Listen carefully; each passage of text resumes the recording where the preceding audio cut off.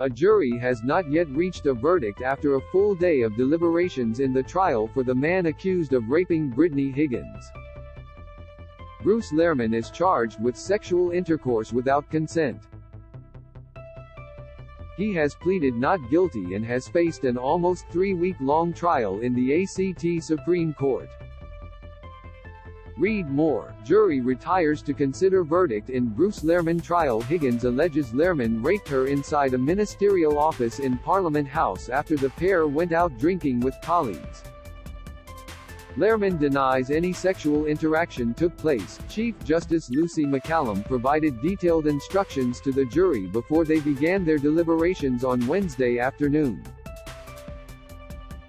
She reminded jurors that Lehrmann was presumed innocent unless or until his guilt was proven by the prosecution beyond a reasonable doubt.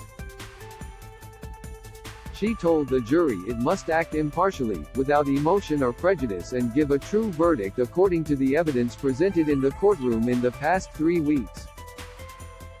You are not answerable to popular opinion. Whichever way you may think it sways, she said. Your verdict, whether it be guilty or not guilty, must be unanimous.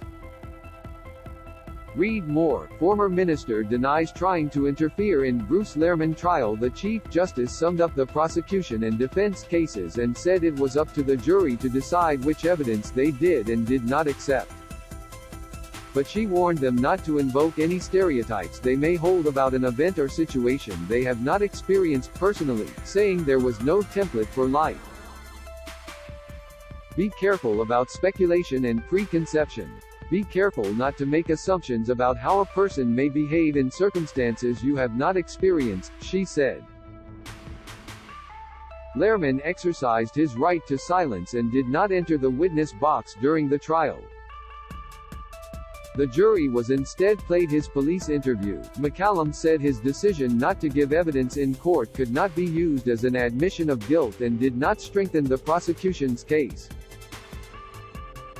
She also said Lehrmann's agreement to do a police interview did not shift the burden of proof to him. The jurors will on Friday enter their second day of deliberations. 1800 Respect, 1-800-737-732, Lifeline 131114.